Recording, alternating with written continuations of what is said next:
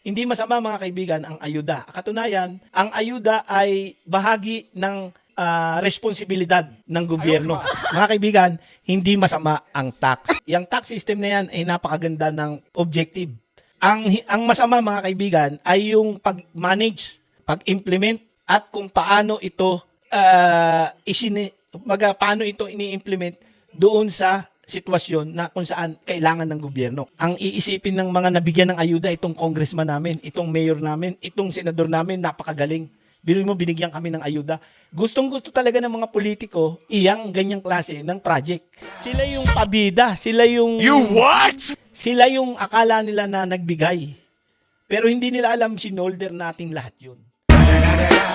You know I'm mobbing with the D.R.E. Ayan mga kaibigan ha, ang ating discussion kahapon ay about doon sa mga nangyaring pang-aabuso sa ating flood control project. 'Di ba? Napakaraming nawalang pera.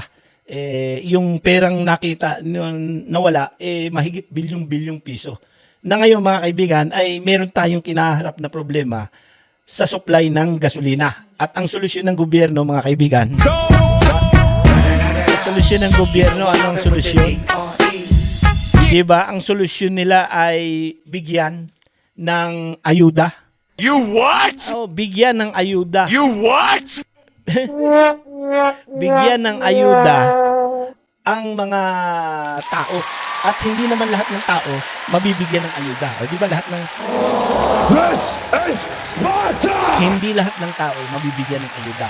Pero lahat ng tao ay magiging bahagi para mabigyan natin ng ayuda yung mga piling tao. O, so ibig sabihin, hindi kita maintindihan. Mga kaibigan, tignan nyo yung image, tignan nyo itong image yan sa screen. Tignan nyo yung image mga kaibigan. Iyan yung tax. At yung tax na yan ay kukolektahin sa ating mga tao. Sa lahat. Oh yes. Sa pamamagitan ng binibili nating pagkain, sa pamamagitan ng mga serbisyong tinatanggap natin, ay ipapataw dyan yung tax. At pagkatapos nun, makikita nyo naman, ibinibigay ng politiko o ng gobyerno yung kanilang ayuda.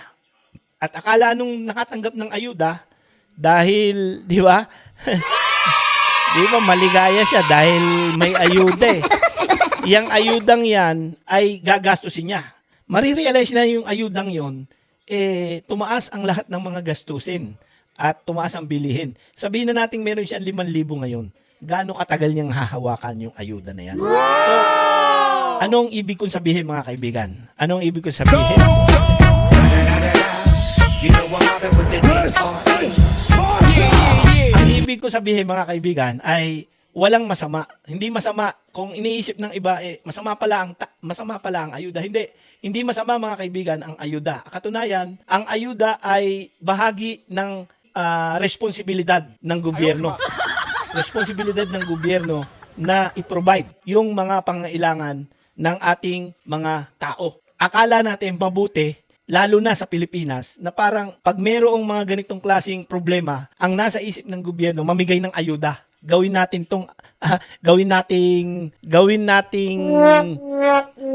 parang normal na kapag may problema, mamigay tayo ng ayuda. Pero ano nga ba ang dapat na nangyayari kung masama pala ang tax? Mga kaibigan, hindi masama ang tax. Hindi masama yung tax system. Yung tax system na yan ay napakaganda ng objective. Ang masama mga kaibigan ay yung pag-manage, pag-implement at kung paano ito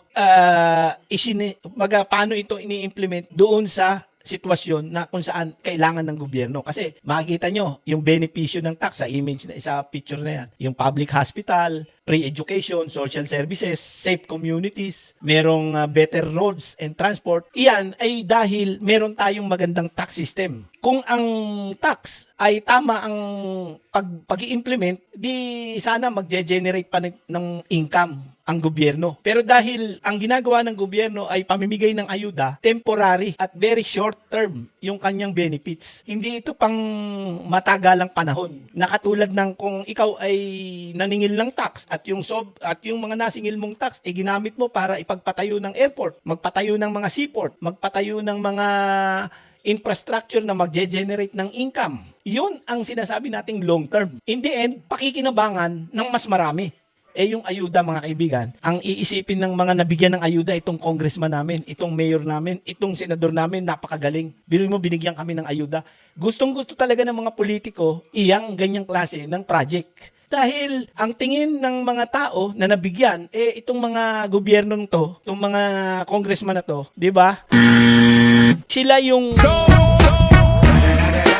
pabida, sila yung Sila yung akala nila na nagbigay. Pero hindi nila alam sinolder natin lahat yun. Kaya kung magkakaroon man ng proyekto ang gobyerno, dapat ilaan doon sa mga magge-generate ng income. Kasi doon magsisimulang guminhawa ang society. Kapag sumobra na yung kita ng gobyerno, malalaman mo na sayang kung ginawa natin to, di ba? Kaya walang masama. Ang misyon ng gobyerno ay gawing komportable ang buhay ng mga Pilipino o buhay ng kahit sinong gobyerno. Hindi para pagkakitaan ang tao. Dahil kung kikita ang gobyerno sa mga project na ginawa niya, pakikinabangan ng lahat. Dahil nga itong mga politiko natin gusto yung kanilang image ay maganda at parang kanila galing yung ipinamimigay na ayuda. Ano ang nangyayari? Di ba? Ano ang nangyayari? Dahil yun ang motivation ng mga politiko. Yan ang kanilang gusto, maging mabango doon sa mga taong binibigyan nila. Ang purpose talaga ng gobyerno sa kabuuan, pagsilbihan at gawing komportable ang buhay ng mga tao. Hindi ng iilang politiko at ang pagtulong, hindi lang sa kung sino lang yung iniisip nilang may pangailangan. Dapat laging para sa lahat. Saan man kayong dako ng mundo. Keep safe at salamat po.